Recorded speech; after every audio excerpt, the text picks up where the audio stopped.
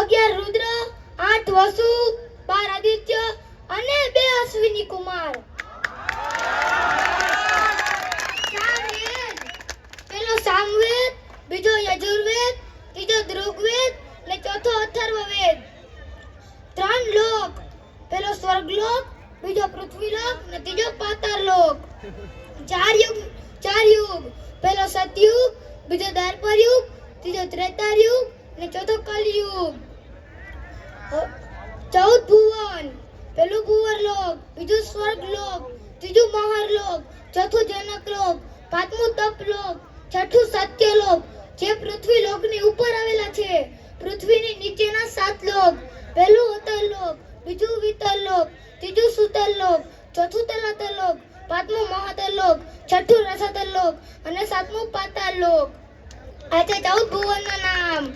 18 પુરાણ, પહેલું બ્રહ્મ પુરાણ, બીજું પદમ પુરાણ, ત્રીજું વિષ્ણુ પુરાણ, ચોથું શિવ પુરાણ, પાંચમું શ્રીમદ ભાગવત પુરાણ, છઠ્ઠું ભવિષ્ય પુરાણ, સાતમું નારદ પુરાણ, આઠમું વારાહ પુરાણ, નવમું લિંગ પુરાણ, 10મું બ્રહ્મ વૈવર્ત પુરાણ, 11મું કર્મ પુરાણ, 12મું મત્સ્ય પુરાણ, 13મું વામન પુરાણ, 14મું સ્કંદ પુરાણ, 15મું માર્કંડેય પુરાણ, 16મું ગરુડ પુરાણ, 17મું બ્રહ્માંડ પુરાણ અને 18મું અગ્નિ પુરાણ. આપણા સનાતન ધર્મમાં 7 ચિરંજીવીઓ જે હજી અમર છે, જે પહેલા હું તમને સંસ્કૃતના શ્લોકમાં કહીશ. અશ્વત્થામા બલિર વ્યાસુ, હનુમાનચ્ચ વિભીષણ, કૃપા પરશુ રામશ્ચ, સપ્ત ઋષિ ચિરંજીવી. હવે હું તેમના નામ કહીશ. પહેલા હનુમાન દાદા, બીજા વેદવ્યાસ, ત્રીજા અશ્વત્થામા, ચોથું રાજા બલિ, પાંચમું કૃપાચાર્ય, છઠ્ઠું વિભીષણ અને સાતમા પરશુરામ. હવે હું તમને કહીશ એક સમુદ્ર મંથનની કથા. મહર્ષિ દુર્વાસાએ સ્વર્ગના દેવતાઓને શ્રાપ આપ્યો હતો. તેથી સ્વર્ગના દેવતાઓનું વૈભવ, ઐશ્વર્ય, ધન તે બધું જતું રહ્યું હતું.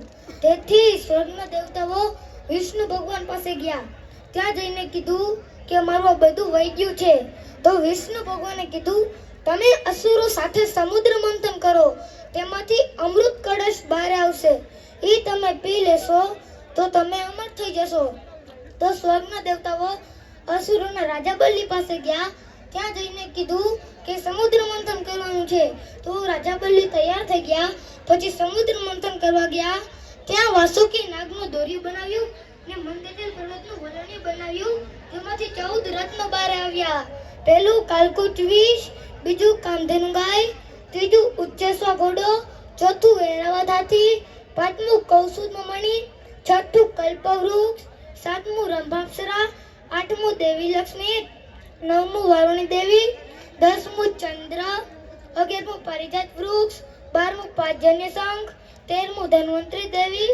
જ્યારે ધન્વંતરી દેવી બહાર આવ્યા ત્યારે એના હાથમાં 14મું રત્ન હતો, અમૃત કળશ. આ છે સમુદ્ર મંથનની કથા. આપણા સનાતન